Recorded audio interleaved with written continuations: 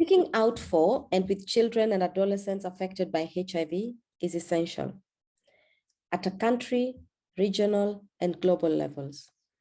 Whether you're part of the Global Fund Country Coordinating Mechanism, CCM, applying for or allocating funds, or co-creating budgets and national plans, shaping policies, implementing programs, or conducting research, you all have a role to play. Time is of essence, and action is needed now. This satellite is to help you do just that. Speak out. It is hosted by the Coalition for Children Affected by AIDS, of which I am a member on behalf of the Global Network of People Living with HIV, GNP+. The coalition is leading a new analysis of global resourcing for children and adolescents. This satellite is a chance to hear about the initial findings and to think about what action we can all take in response. This new research suggests that more investment is urgently needed from all types of international and domestic donors to fill the critical funding gap for children and adolescents.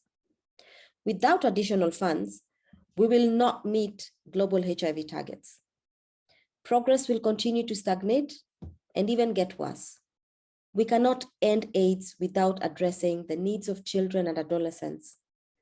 Their ability to start free and stay free of HIV is the cornerstone of ending AIDS by 2030. Preventing vertical transmission, blocking pathways to HIV infection, increasing access to optimal treatment, and suppressing their viral load are all critical to stopping this epidemic in its tracks. Without this, HIV will persist indefinitely. Yet worryingly, none of the recent global HIV targets for children and adolescents were met. In 2020, the number of children who newly acquired HIV was more than 8 times the global target. Children lag far behind adults in terms of HIV testing and treatment, and that gap is widening. 2/5 of children born with HIV went undiagnosed, and 2/3 did not even access treatment. And while children represent only 5% of people living with HIV, they account for 15% of AIDS-related deaths. These deaths and infections are not inevitable. We know how to prevent them. We have the evidence. We know what works. What we need now is action. The impact of HIV on children and adolescents is growing, and COVID-19 has made things worse. 2.8 million children and adolescents are currently living with the disease, and every day around 850 become newly infected. In addition, 15 million children are exposed to HIV perinatally, and many children and adolescents, both positive and negative, are grappling with the impact of the disease. Poverty, orphanhood, sexual exploitation and abuse, early childhood development delays, poor mental health, violence, stigma, and of missing out on education. COVID-19 has exacerbated these problems and made it harder to address them. It is primarily children and adolescents experiencing poverty and exclusion that are left behind. Adolescent parents and their children, the children of key populations, and other groups affected by poverty and discrimination. Adolescent girls continue to be particularly at risk. Unlike adults, the voices of children and adolescents are rarely heard when decisions are taken about policy and programming. This marginalizes their rights and needs and helps to explain why time and again they are forgotten. The good news is we have the evidence. We know what works. What we are lacking are the resources and political leadership to translate knowledge into action at scale, to protect the hard-won gains against HIV, and to end AIDS in children for good. This is what this satellite is about. It looks at smart money, donor commitments to children and adolescents affected by HIV in the COVID era. We will consider the resources required to end AIDS in children, what we can learn from historical funding trends, and the most cost-effective investment for meeting the targets of the Global AIDS Strategy and the 2021 General Assembly Political Declaration on HIV. We will now hear about the key findings of the Coalition's new research into global resourcing.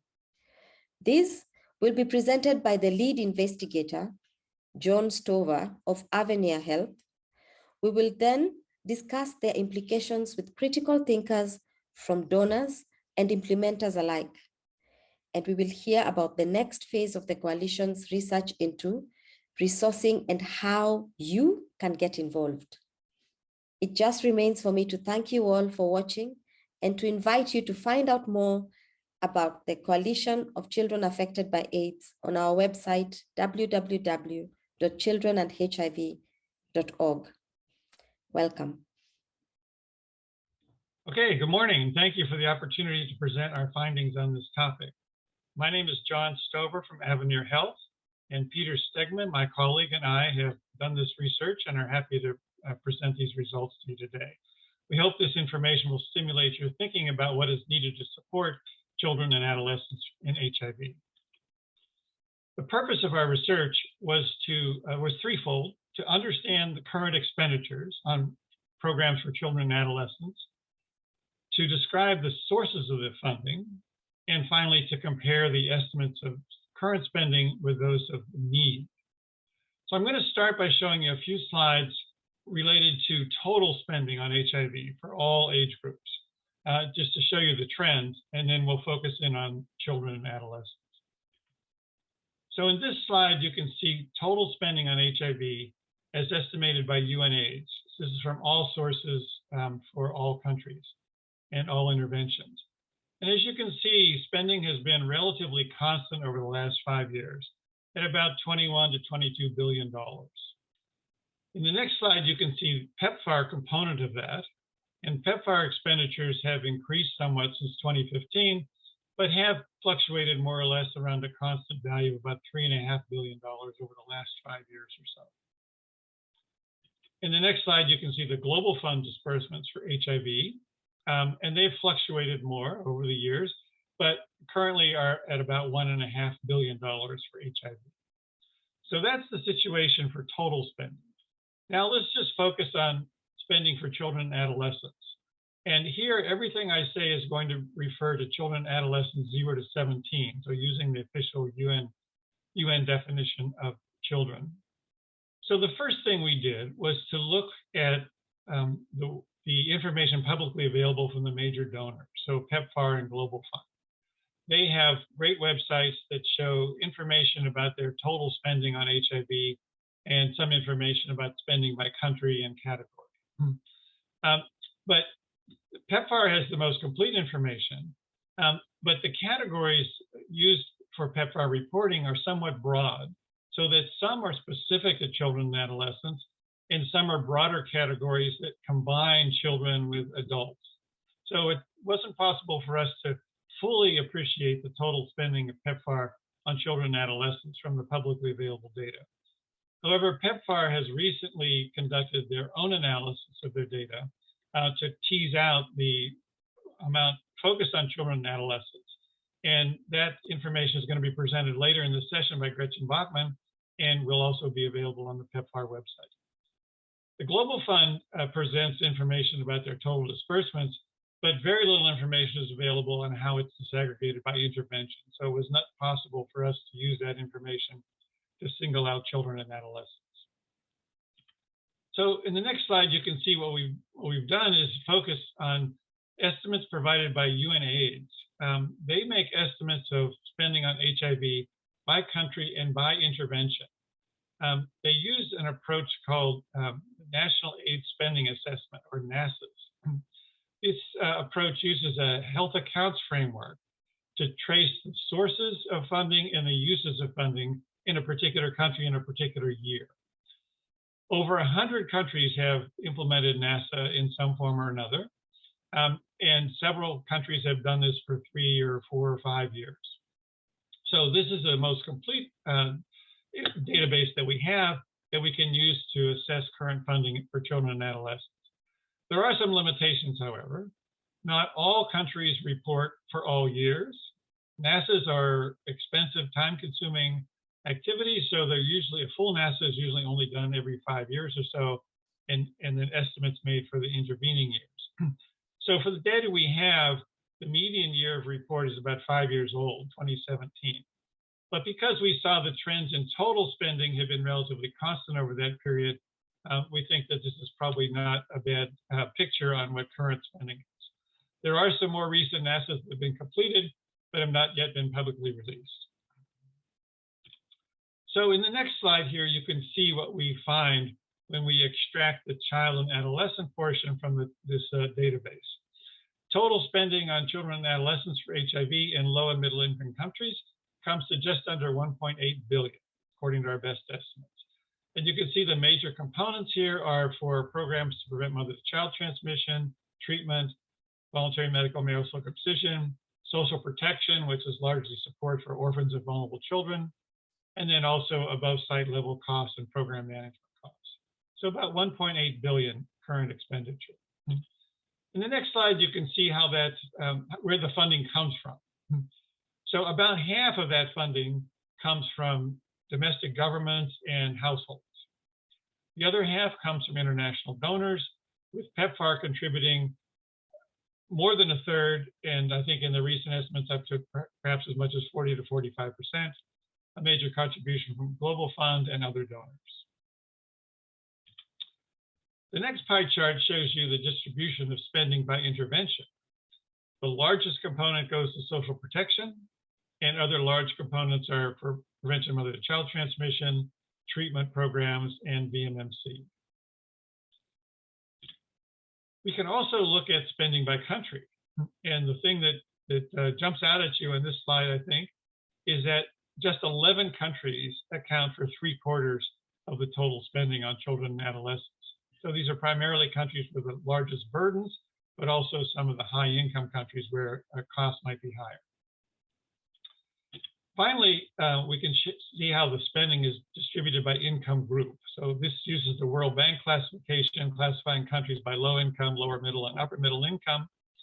The upper middle income group includes South Africa, China, Mexico, Brazil, Russia.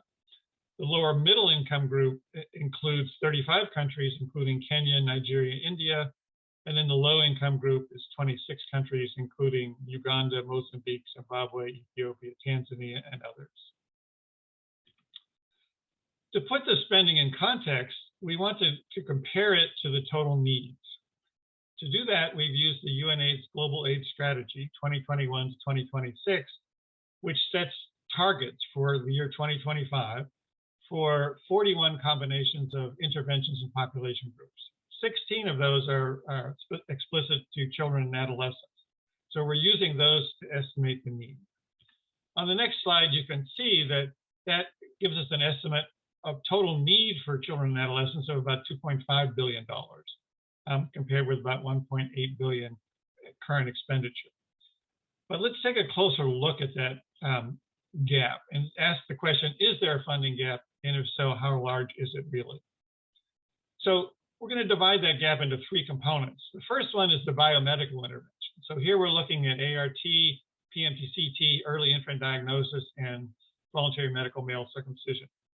The bars here, the teal bars, show you current coverage, and the orange bars show you the UNAIDS global targets.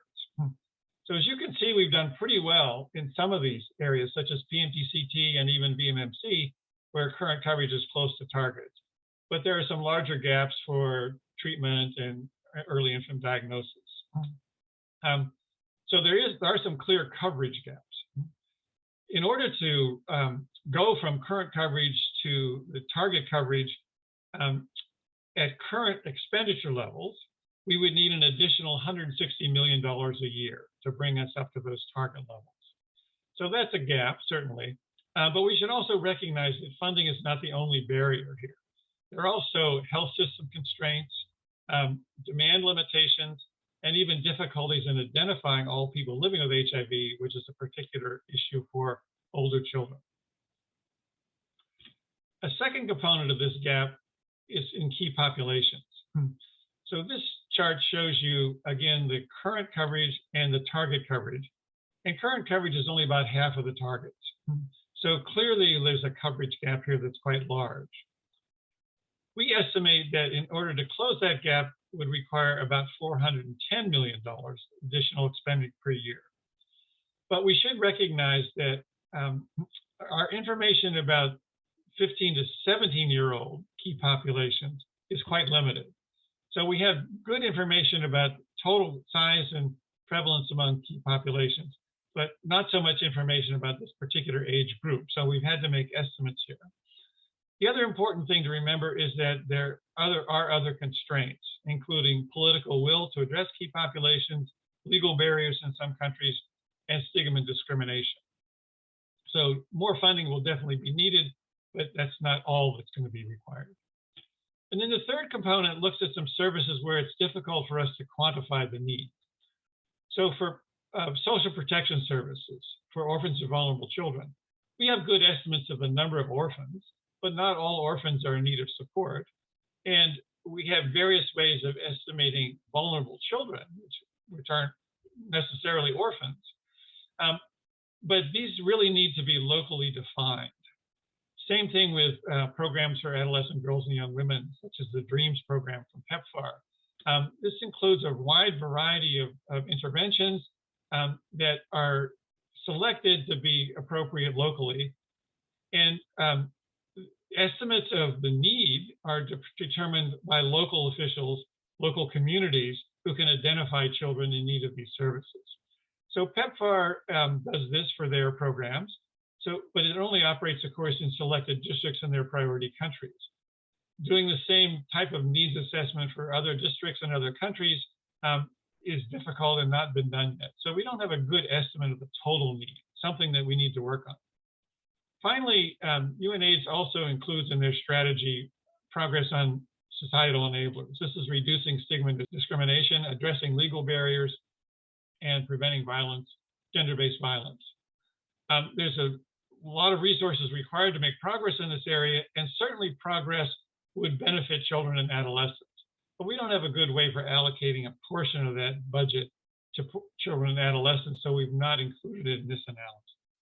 So lastly, I want to say that we also talked to some program and service personnel in 3 countries, Haiti, South Africa, and Tanzania, to ask about their reflections about the problems of achieving these targets for children and adolescents.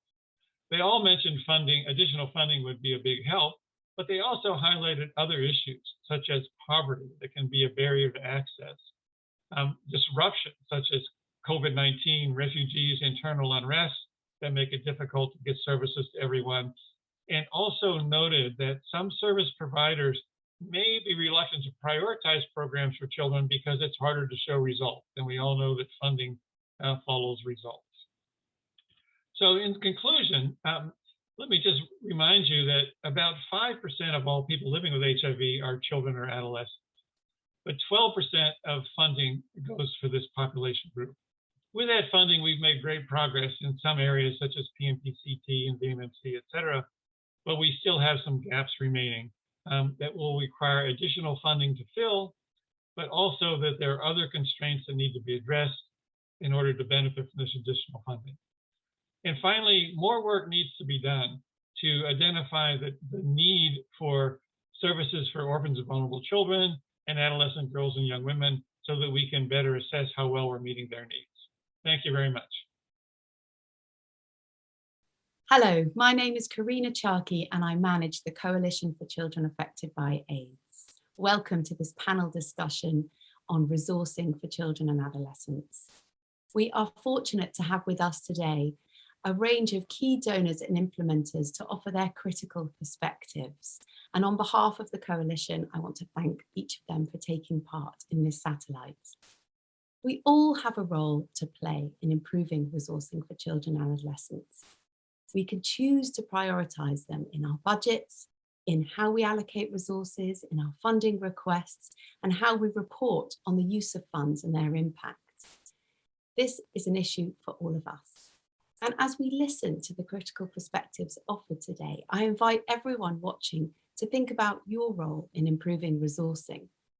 This conversation is just the beginning, and we at the Coalition are very keen to hear from you on how resourcing can be improved. Welcome, Gretchen. What is PEPFAR's reaction to the preliminary finding that there is a significant funding gap for children and adolescents? Do you agree with this analysis? And if so, where do you think the PEPFAR portfolio needs greater investment for impact? Thanks, Corinna, and thanks to the Coalition for having me here today to bring in PEPFAR's point of view. I just want to say these are not just my thoughts, but also I worked with my colleagues, Hilary Wolf for pediatrics, Michelle Chevalier for PMTCT, Janet Saul for prevention. From our program efficiency team, I worked with Sally Blotz, Ravaj, and Sam Straits, and also several of our senior staff, and they all joined me in offering appreciation for the Coalition's efforts to estimate the shortfalls in the HIV and AIDS response for children and adolescents. And I just want to say that we too have at PEPFAR prioritized this group, given the considerable gaps that remain for children and adolescents in terms of the 395s. We're definitely looking at equity as a principle across PEPFAR, and we've also prioritized prevention for adolescent girls and young women and the remaining gaps for key populations.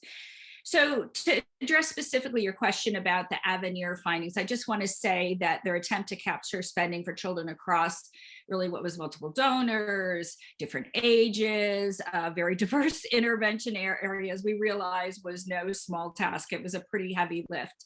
But having said that, I just want to say that we have reservations in terms of the reliability of the national AIDS spending assessments.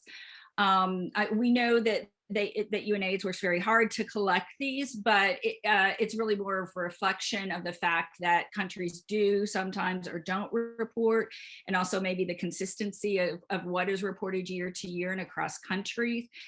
We also know that the NASA data is not always reported annually, and so even though Avenir averaged across the years, some of this data it's dated, right?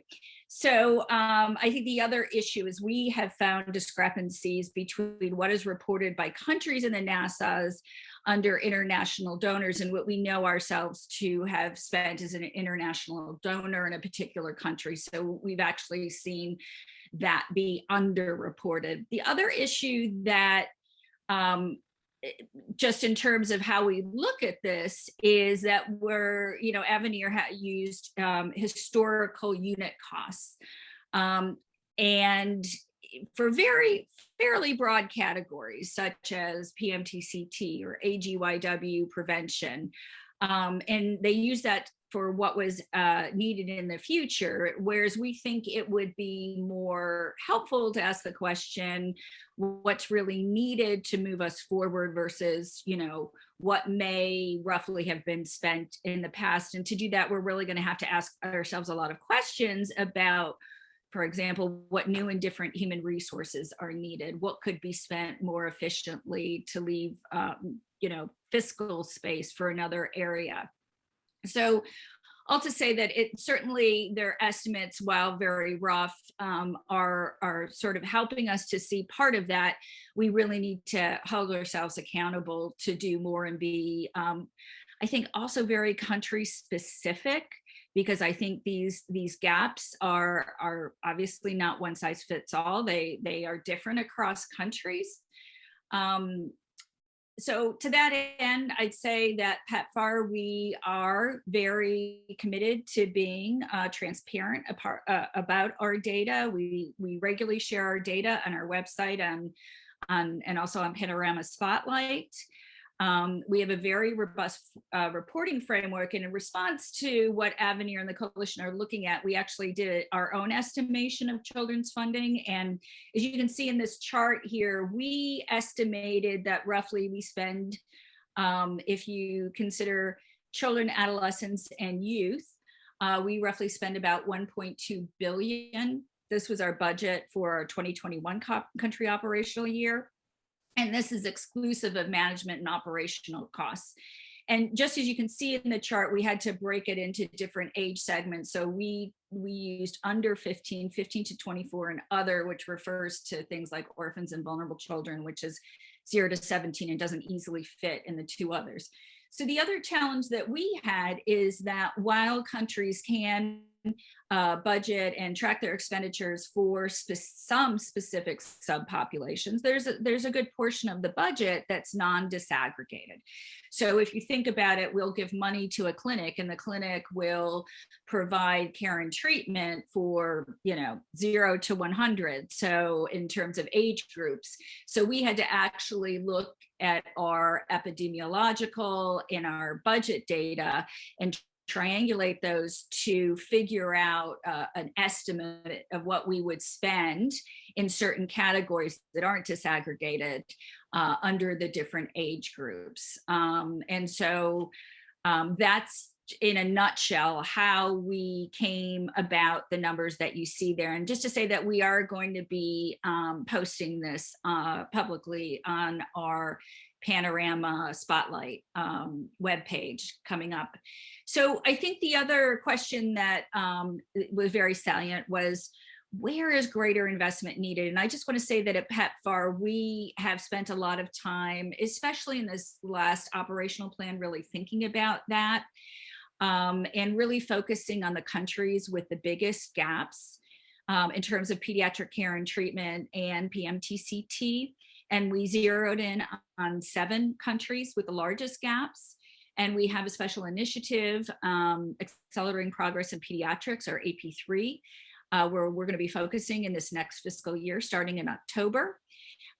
They have each come up with a surge approach.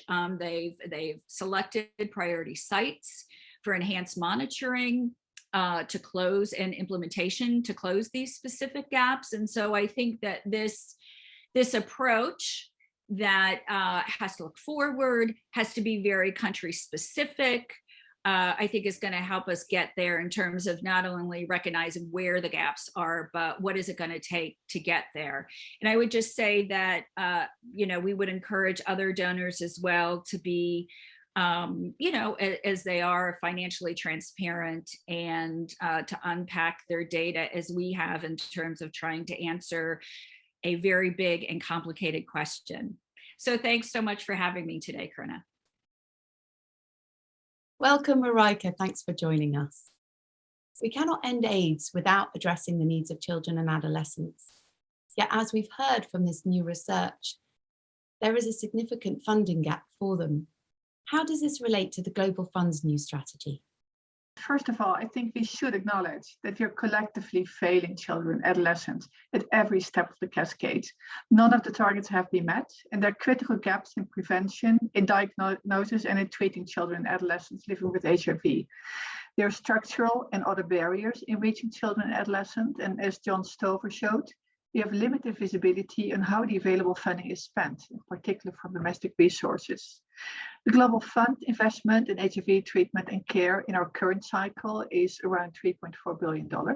And this does include diagnosis and treatment of children. However, the breakdown between pediatric and adult investment is not always well reflected. We do provide, however, specific funding for adolescent girls and young women through a so-called matching fund. That's 56 million in this cycle. These matching funds require a 1-to-1 match in country grants. So that brings the total available funding for adolescent girls and young women to 112 million over the 3-year cycle. And this is supported by an additional 8 million in strategic initiative for 13 countries to support them to develop evidence-based plan and build their capacity. Our new strategy highlights the needs of children and adolescents across HIV prevention, diagnosis, treatment, and care, as well as the need to differentiate and tailor program responses and to reduce barriers and inequities across populations. So these are all important building blocks for scaling up our efforts for children and adolescents. The primary goal of our strategy is to end AIDS, including among children and adolescents. Key components for these groups are early HIV diagnosis and rapid access to treatment for children and adolescents, a focus on HIV prevention, and prevention of vertical transmission of HIV to children. The guidance document that we're developing will outline these components, but the key question, of course, is how we can translate this guidance into strong programs and make sure that children are not left behind in the discussions at country level on how resources will be allocated and prioritized. So that will need the full partnership to make this happen. Thank you. We understand that the Global Fund is reviewing its financial tracking system to make it easier to identify how much it gives for different populations, including children and adolescents.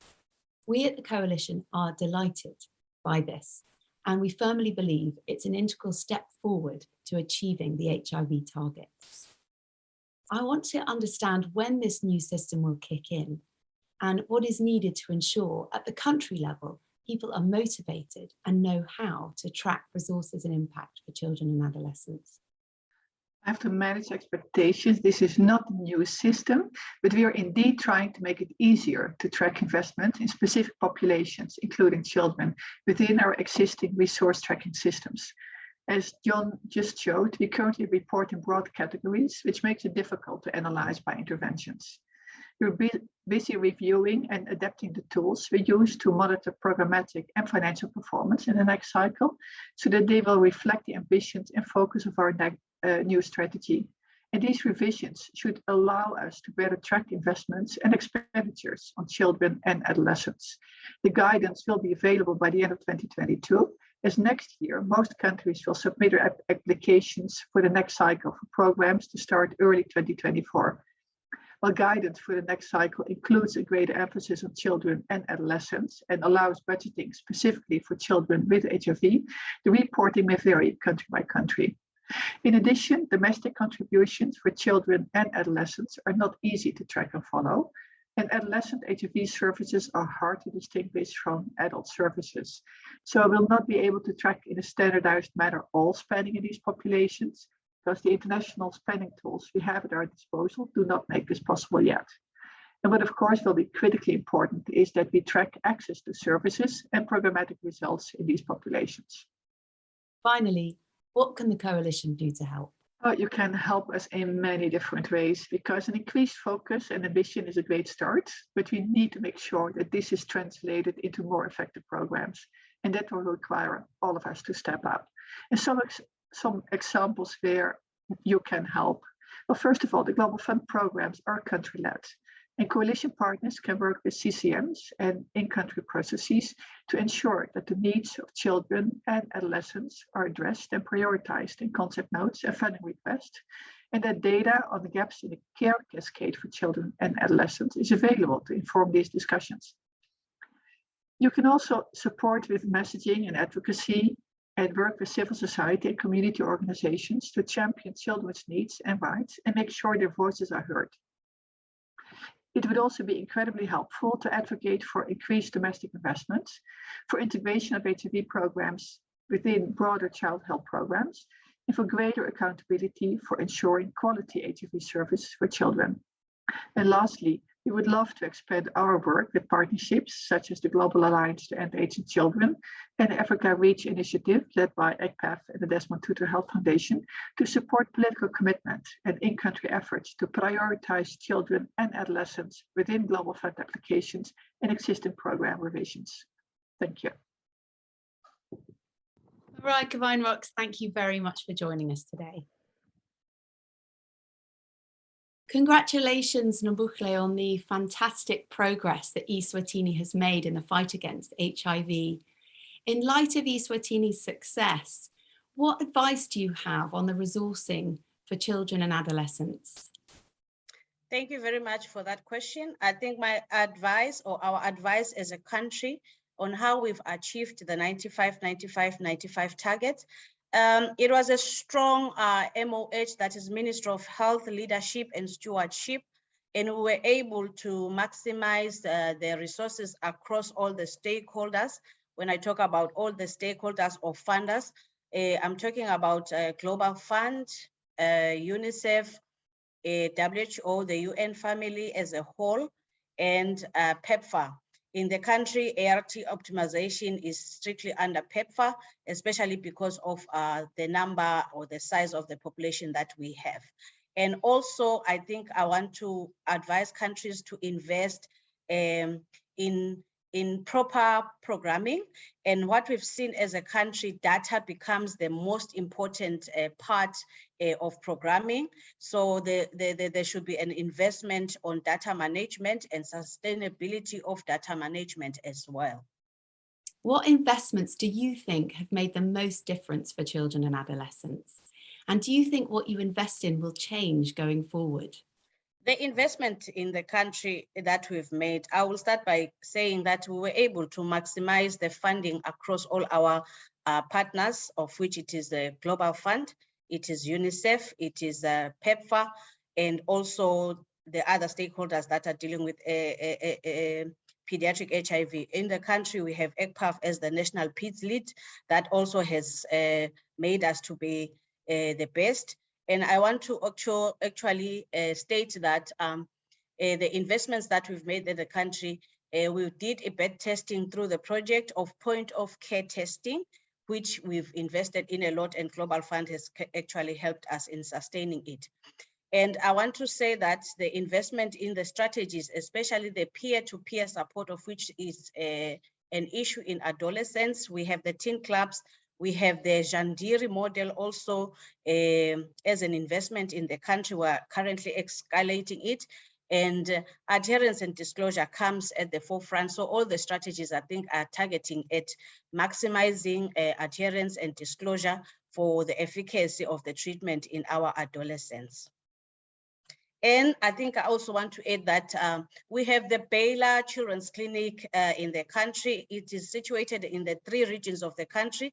Because of their pediatric HIV expertise, that plays a very big role for the country in managing all the children that are living with HIV.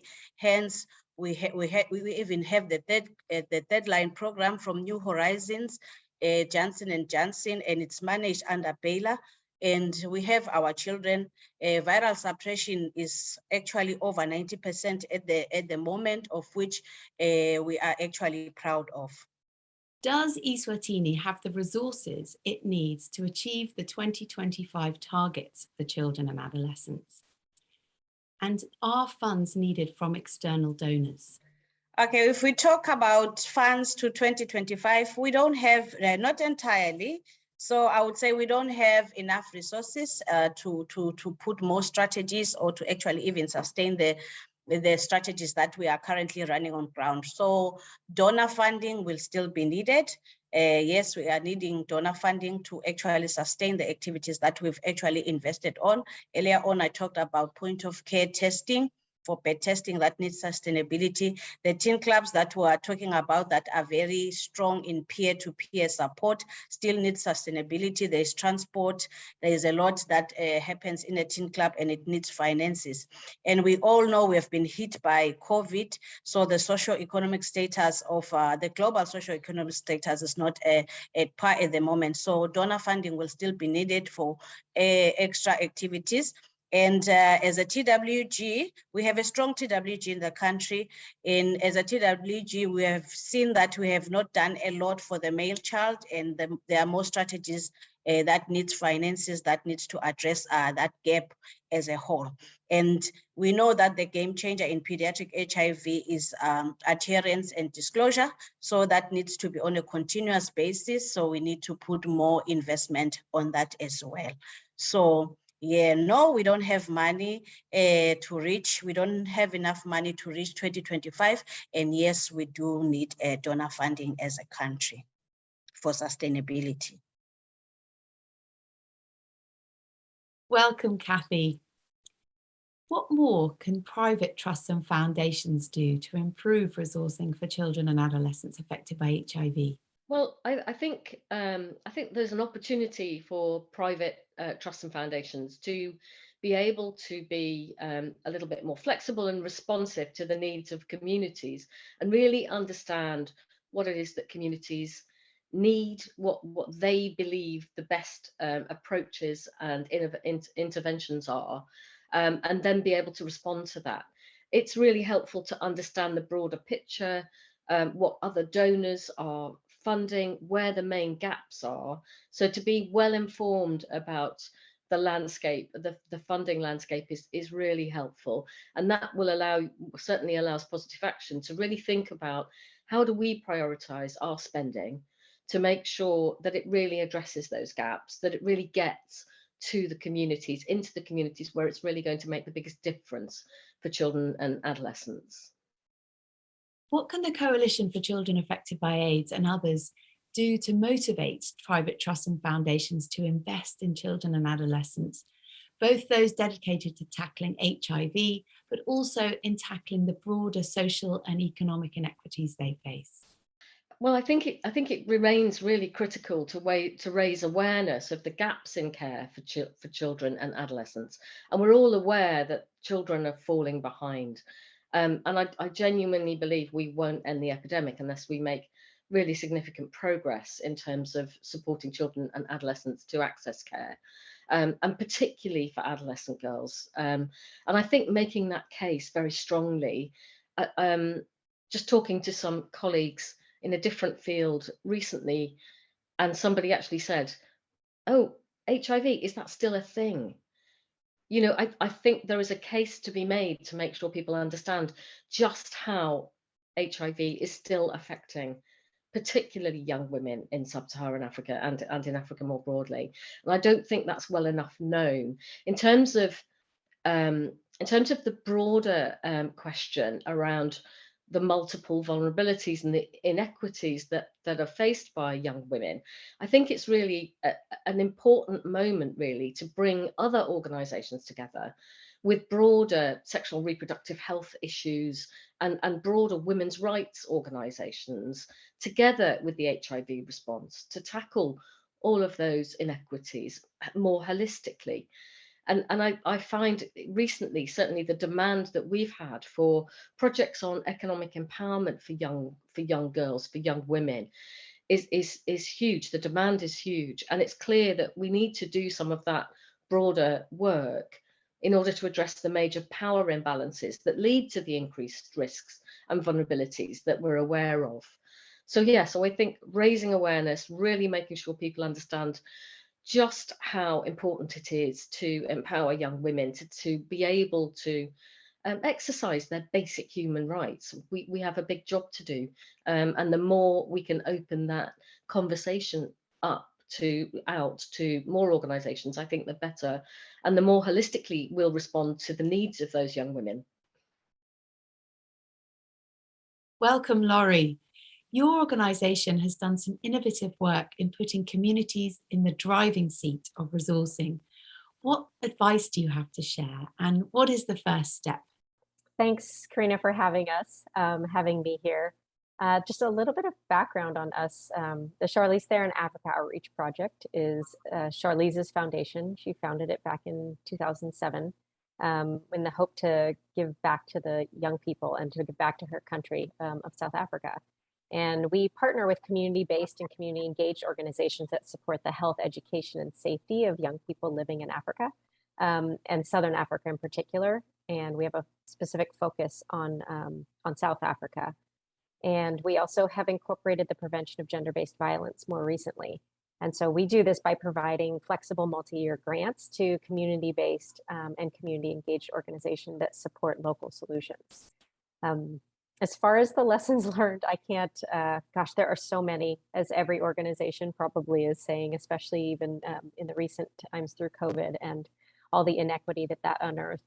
But it's been 15 years of CTOP's work and Charlize's commitment. And the vast majority of the lessons learned have really come from our grantee partners, the communities most affected, and young people themselves. I think, gosh, the biggest lesson I would say is that local solutions and we really have to center those with lived experience at the heart of it. And we've learned that those closest to the issues are the best source for transformative solutions. But we also know that those organizations led by those with lived experience are really grossly underfunded. So resourcing, I mean, I'm sure, and the report and John's presentation has shown how grossly underfunded it is. So we definitely need to get more money there.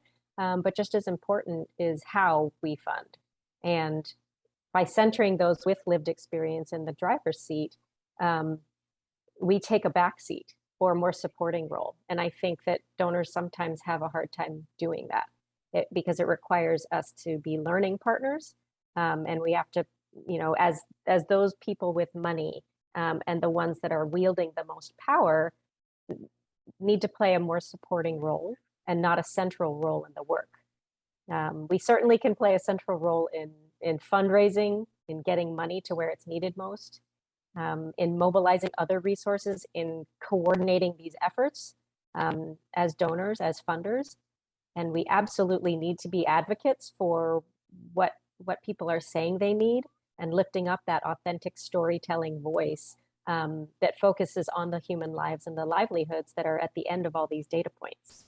What are the barriers to community-driven resourcing from a donor perspective, and how should we seek to overcome them? There are a lot of real barriers and ones that we've created to community-driven resourcing. And a lot of it has to do with this, unfortunately, it's this unequal structure of philanthropy and the relationship between the money and those who, with lived experience, who are coming up with the solutions. We kind of have to see this as a marathon, right? We are not the runners in this marathon. The children and adolescents affected by HIV are, caregivers are, communities, locally led community-based organizations are, providers are. We all know where the finish line is, but we can't set up a ton of rules and restrictions, tell them what to do, how they must do it, what data we need to collect from them, from whom and when, and then report back to us in our very complicated formats and systems. And then expect them to also be responsive to their community's needs. They're really forced to be responsive to our donor needs, which is counterproductive to everyone's goals. It's kind of like telling marathon runners, we're only going to supply a half a liter of water to you between 1:05 p.m. and 1:15 p.m. And it's going to be at the corner of Broadway Avenue and 7th Street. And you must show that you've won marathons before, that you're good at running before you get the water. And then you're going to report to us how you run better with the water, with our water, before you finish the race. Like, that's the kind of things that, like, all of our barriers and restrictions and the hoops that we make organizations jump through, that's what it seems like. And while we can't provide everything, we certainly can provide more than water. And we can do our best to use our resources and our networks to mobilize the type of support that organizations need. So, I mean, as you saw before, John's presentation, we have to get more funding, but it's also about how we fund.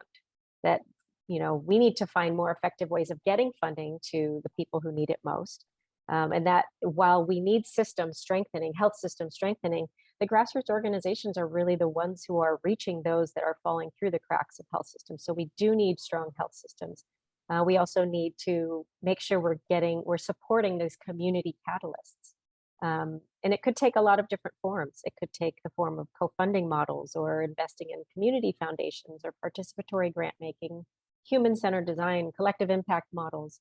Or it might be more specific to your grant structure, like shifting to multi-year general operations grants with less burdensome reporting and support for evaluation and learning. And you have to put the effort into looking for locally led grassroots organizations, because they're not easy to find, but they're not inordinately hard either. You have to reach outside of the networks that are who you know, and you have to reach into communities, understanding who they trust, who the catalysts are, and figuring out a way to support them. Like, we're on this journey of trust-based philanthropy, but we're not that far into it. There are things that we're exploring, and that we're exploring together with our program partners. And we're, I think, following the values of, like, do no harm, and do what's right for the program partners and what communities need. We're willing to share, like, I don't want to be the one to come back and retrospectively say, this is what we've done, this is how we're doing it, here's all of our expertise and blah, blah, blah. Like, I want that, like, we're still on the journey, and that's why we're willing to, like, be a part of the conversation, because I'm sure people have questions, to many of which we'll say, I don't know yet. We haven't figured that out yet, but we will. And we have to do it together, because no one organization or donor can do it by themselves. And so We want to talk about all of this with everybody and share resources and, you know, and advocate for more trust-based grant making. It was fantastic to hear these critical perspectives and thoughts from our speakers. It's great to note that Global Fund's new strategy has focused on children and adolescents living with HIV, and that from Marika's intervention, there is critical interest to track the investments that go directly to addressing the needs and issues of children and adolescents affected by HIV. This is great because tracking investments is commitment. Everybody wants to know where their money goes. The lesson from Eswatini is clear on how activated leadership can activate and bring together different stakeholders to do all that is needed for children and adolescents living with HIV. And that within doing that, we reduce aspects of repetitive work and really take the money where it is most needed. We also leverage on different stakeholders' capacities to get the work done. Kathy made a case that was very interesting. We have to speak about the need for children and adolescents to remain on the agenda. There is a case to be made, just so people continue to understand how HIV continues to affect children and adolescents, particularly in marginalized populations and countries that remain inequitably resourced. Finally, Laurie closed with the need to build community-led interventions. Supporting community-based organizations is the one commitment any donor and policymaker can make towards enhancing community leadership. Community solutions add value for money. Local solutions must be centered by lived experience. I loved that intervention from our last speaker, and I agree that there's so much barriers created by the community, donor community particularly, that make it impossible for community-led organizations to acquire funding. This leads to inequalities and leads to some of the problems that we continue to face today. The Global AIDS Strategy and the high-level political declaration on HIV and AIDS provide clear targets for community leadership and for addressing and getting to an end to AIDS for children and adolescents affected by HIV. These global wins must translate to country-level adaptations and action that directly impact the health and lives of children, adolescents, and women. To realize this, communities and civil society need to strongly mobilize together and be clear with our asks and coherent in our messaging and advocacy that will sustain visibility on issues targeted at children and adolescents affected by HIV. Let's spend money where it is most needed. And let's do right by our children. Thank you very much. On behalf of the coalition, I want to extend a huge thanks to everyone who's been part of this journey so far. The importance of trying to better understand global resourcing for children and adolescents affected by HIV is undisputed, but is complex and multi-layered. The early findings presented today have started an important dialogue about the resources needed, but in many instances have also unearthed many more questions, and in so doing have highlighted the value of this ongoing work. Without this information, children and adolescents may get lost in the broader, more general HIV funding landscape. We need much more detail and clarity on where funds are coming from, where funds are going to be spent, and where the key gaps may still exist for children and adolescents. This information can help us better prioritize, take action as service providers, practitioners, or policymakers. The coalition's analysis so far has focused on PEPFAR and the Global Fund, as they are the leading agents in HIV funding. And whilst these findings are still to be concluded and will only be published later in the year, this remains the first step in a much longer journey for the coalition. Over time, we seek to build on this and have a much better picture of investments being made by private trusts and foundations, as well as taking a deeper dive into countries and national investments. We know that national resourcing and targeted allocations are going to be critical in scaling, sustaining, and integrating programs for children and young people in the longer term. On behalf of the entire coalition, I want to thank John Stover from Avenir Health and his team for taking on this analysis. It's been an ambitious undertaking. Also, a huge thank you to our colleagues at PEPFAR and the Global Fund. We wouldn't be as far along in this process without their transparency and willingness to dig deep into the data with us. Also, thanks must be extended to the many members of the Interagency Working Group who have shaped this endeavor over the last year, including UNICEF, WHO, and UNAIDS, and several committed organizations in the coalition.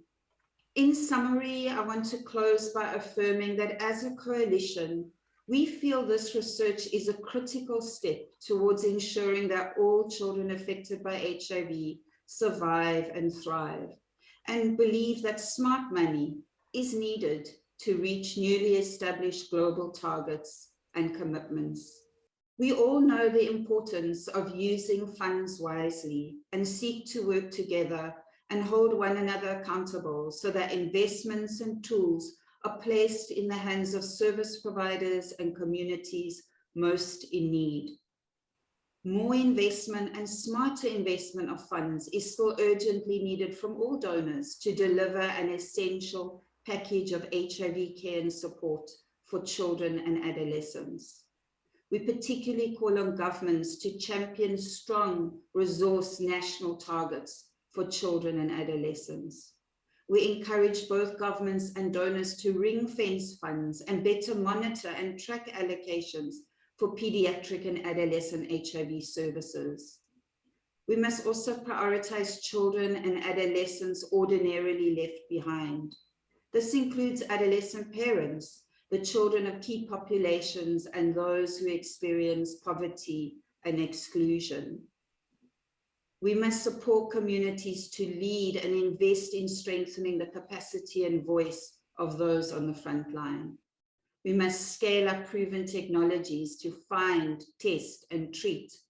This includes scaling up access to optimal treatment regimens, long-acting PrEP, early infant diagnosis, point of care, and family-based index testing.